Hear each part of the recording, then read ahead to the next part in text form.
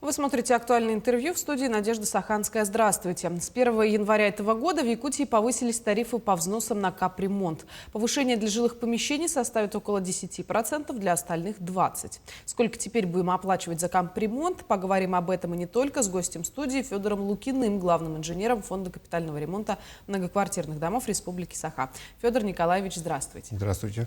Давайте, наверное, прежде чем говорить о росте тарифов, поговорим об итогах. Как была реализована программа капитального ремонта у нас в республике в 2025 году? В 2025 году Фондом капитального ремонта отремонтировано 132 многоквартирных дома по республике со стоимостью 1 миллиард рублей. Это 97% от общего плана за год. Выполнены ремонты в 13 муниципальных районах республики. Это, конечно же, город Якутск, столица республики, город Нерюнгри, Нерюнгринский район, Мирнинский район. Также ремонты проводились и в центральных районах нашей республики, в Хангаласе, в Чурапче. И также мы уделяем, конечно же, в арктических районах. Это в поселке Черский, в Аймяконском районе и в поселке Белая гора. Что касаемо плана 2026 года, то мы, конечно же, ориентируемся на полное исполнение, да?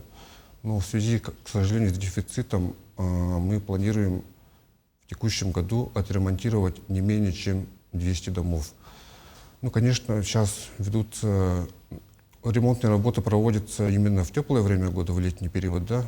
В данное время мы проводим работы над аукционами по отбору подрядных организаций, то есть составляем техническую документацию, задание, техническое задание.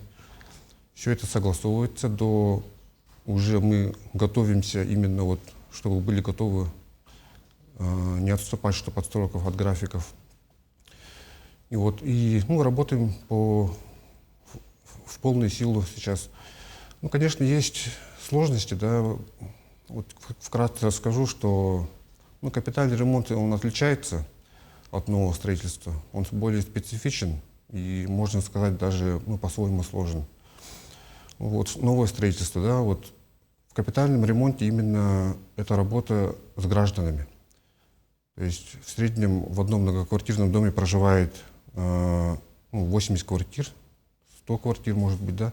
И за такое короткое время нужно за летний период отремонтировать, то есть во всех квартирах дома, инженерные коммуникации. Это система отопления, система водоснабжения, газоснабжения. И есть такие сложности, что именно в летний период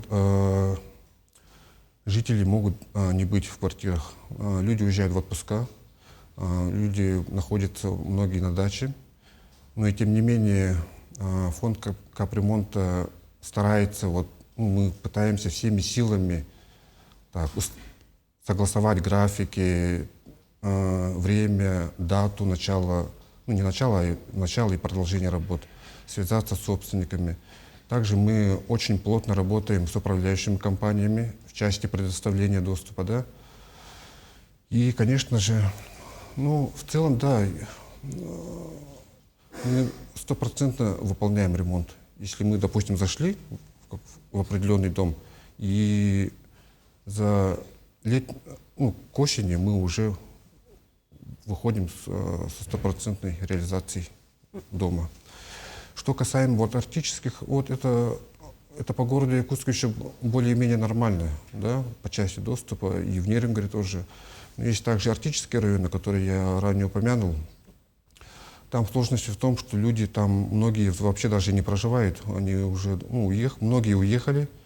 То есть из одного многоквартирного дома могут там проживать 50 или даже 30% от общего количества жильцов, что тоже добавляет сложностей. Ну и тем не менее в таких случаях мы отрабатываем с местной администрацией, они очень хорошо идут нам навстречу. И в целом вот так у нас ремонтные работы проводятся. Есть, да, много сложностей. В целом по вопросу у меня так. В 2026 году у нас план не менее чем 200 домов. Неплохой план, я хочу вам сказать. Хотелось бы, конечно, все это реализовать. Да. Все это, конечно, зависит, ну, конечно, не только от фонда. То, что я уже перечислил, это тоже жильцы тоже должны вот во время ремонтных работ проводить тоже активное свое участие. Каждый должен вести свою долю ответственности. Не только фонд капремонт, но и управляющие компании, органы местного самоуправления и, конечно же, непосредственно жильцы. Так, а теперь, пожалуйста, о тарифах. Вот все-таки, если капитальный ремонт проходит, он проходит на деньги жильцов. Без средств Да. действовать мы не можем. С 1 января вступили новые тарифы по взносам. Насколько увеличились платежи? И единственное ли это повышение тарифов в этом году? Да, это единственное повышение тарифов в этом году. Тариф за минимальный размер взноса увеличивается один раз в год, в начале года. На жилое помещение увеличено на 10%. Это в среднем это 26 рублей за 1 квадратный метр и 20% на нежилые помещения. Изменение роста цен на минимальный размер взноса это связано с тем, что ежегодно увеличивается стоимость на строительные материалы, на поставки. В связи с этим, соответственно, увеличивается стоимость за капитальный ремонт, вот, дорожает логистика. Вот в том же Арктическом районе на сегодняшний день стало очень сложно поставлять строительные материалы, завоз, зимний завоз. Ну, в связи с этим основная причина увеличения стоимости минимального размера платежа – это увеличение стоимости строительства, капитального ремонта и материалов. Также и доставки. Федор Николаевич, а вот вы отметили сроки, да? В летний период бывает очень сложно отремонтировать, да, особенно многоквартирный дом. А кто и как сроки устанавливает? Вот, допустим, в доме крыша протекает, а у них срок капремонта назначен там, на какой-нибудь 2045 год. Можно ли их как-то передвинуть на пораньше? Ну, начну с того, что региональная программа капитального ремонта формируется на основе предоставленных исходных данных органов местного самоуправления. То есть они предоставляют нам исходные данные о многоквартирном доме. Это степень износа определенных видов конструктивов, насколько изношена крыша в доме, есть ли случаи аварийности, не наблюдаются ли трещины. Они могут направить нам же также, если есть технический отчет о многоквартирном доме, они могут нам отправить отчет. Также формируется информация на основе, насколько дом, в каком году его сдали в эксплуатацию. Исходя из совокупности всех этих данных формируется региональная программа, то есть устанавливается год проведения капитального ремонта. Что касаемо, вы спросили про передвинуть срок. Передвинуть сроки, да, действительно можно передвинуть сроки за капитальный ремонт. Это делается общим решением собственников многоквартирного дома.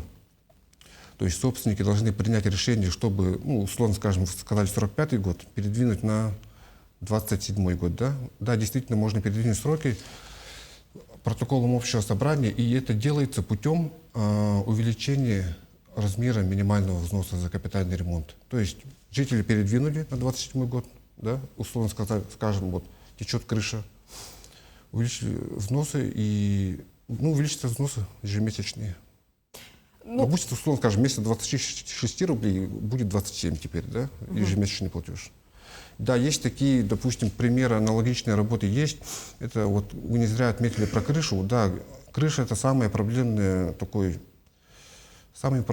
конструктив. Они очень часто происходят. У нас же, тем более, климат в Якутии такой очень сложный. Да? Зимой у нас 50 градусов, летом 30. Крыша — это самый уязвимый конструктив у нас в многоквартирных домах.